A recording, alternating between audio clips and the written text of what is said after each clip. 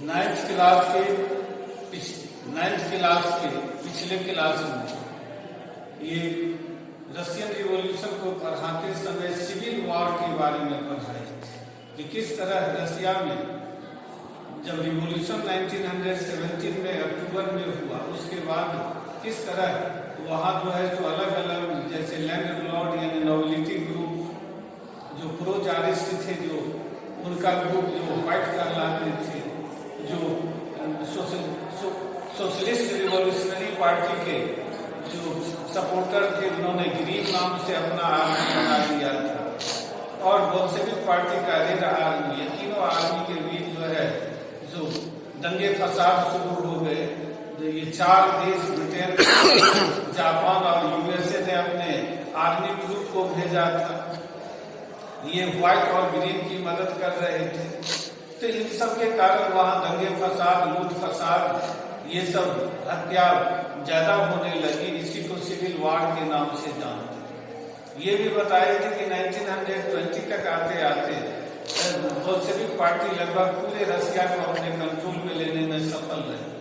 उससे पहले ये भी बताए थे कि किस तरह रशियन रिवॉल्यूशन के बाद प्लान इकोनॉमी शुरू की गई, जिसके अंतर्गत 5 ईयर के लिए प्लान बनाए जाते थे, और उस प्लान में ये देखा जाता था कि अगले 5 ईयर में क्या सब चीज देश को जरूरत पड़ेगी, उसका प्रोडक्शन कितना बढ़ाया जाए, कैसे बढ़ाया जाए, इसके लिए प्लानिंग करके जो है तो काम किया जाता था। तो ये 5 ईयर प्लान या प्लान इकोनॉमी के अंतर्गत अनाज के उत्पादन में बहुत जो है जो कमी आ गई। 1927 और 28 के बीच रशिया के शहरों में फूड शॉर्टेज एक आम बात हो गई, खाने पीने की चीजों की कमी, और इसका कारण जो है सो ढूंढा गया। तो इसके कारण बताए गए कि रशियन गवर्नमेंट ने प्रत्येक चीज की कीमत फिक्स कर दी थी, अनाज की भी कीमत फिक्स कर दी थी। उस फिक्स कीमत से ज्यादा कीमत पर जो है किसान और ट्रेडर जो है सो अनाज बेच नहीं सकते थे। खरीदने का भी रेट जो है सो मैक्सिमम फिक्स कर दिया गया था। तो ये उसी कीमत पर उनको खरीदना था और बेचना था, जो कीमत गवर्नमेंट ने तय की थी।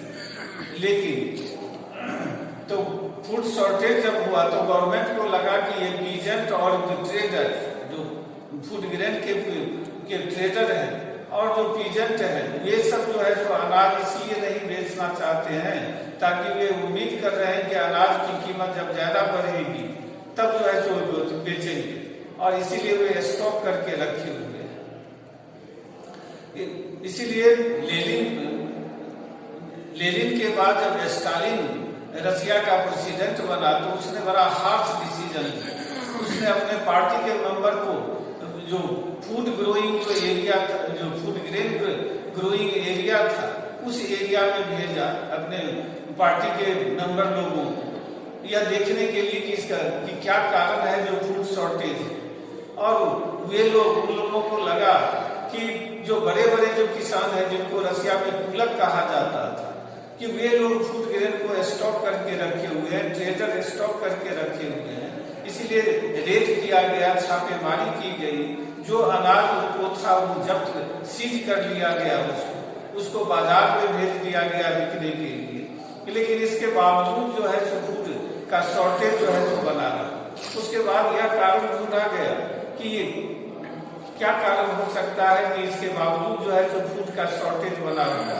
तो यह कारण बताया गया कि रशिया में जो किसानों के पास जो जमीन है खेती योग्य, वो छोटे छोटे टुकड़ों में बटे हुए, जिन पर मॉडर्न तरीके से खेती नहीं की जा सकती है।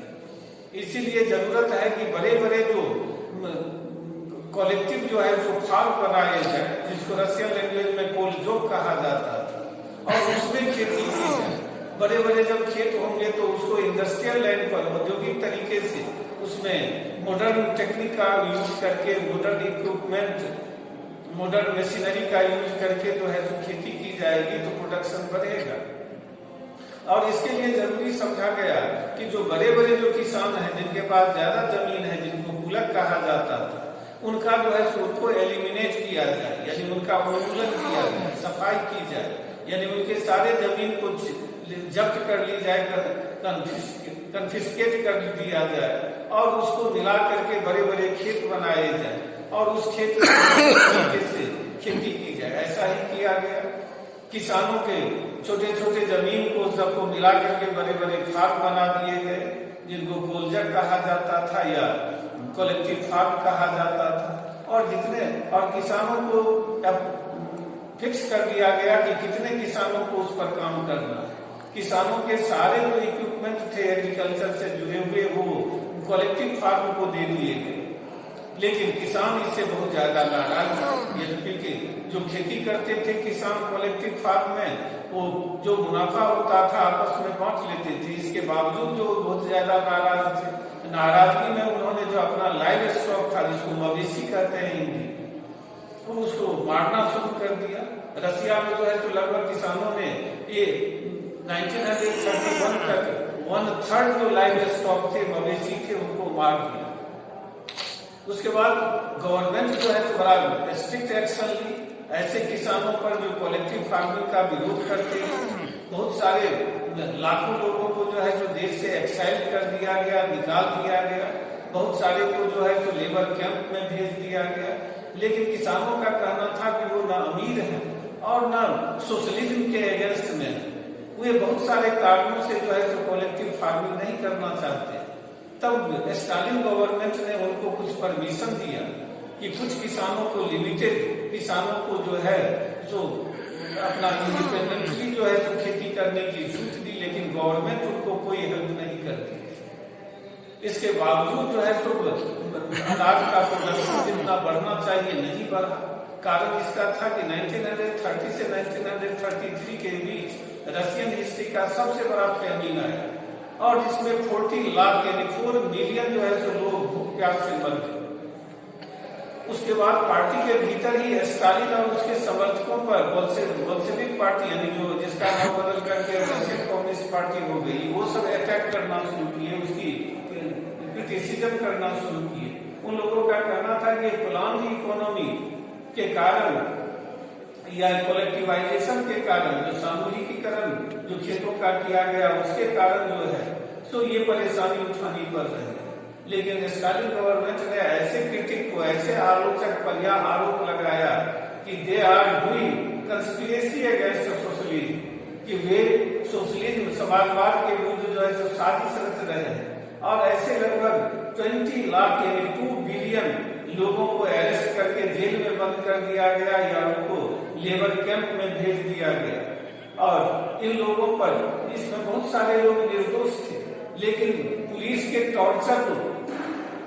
ने टॉर्चर करके इनको इनसे ये रिटर्न में लिखवा लिया कि ये लोग जो है तो सोशलिज्म के अगेंस्ट कंस्पिरेसी कर रहे हैं। और इस आधार पर मैक्सिमम लोगों को जो है तो फांसी पर लटका दिया गया, हैंग कर दिया गया। इसमें बहुत सारे प्रोफेशनल बड़े ही टैलेंटेड थे, लेकिन उन सबको भी जो है तो फांसी पर लटका दिया गया। अगले रोज बताएंगे इस चैप्टर का लास्ट सेक्शन कि रशियन रिवॉल्यूशन का क्या इम्पैक्ट पड़ा, उसके बारे में बताएंगे।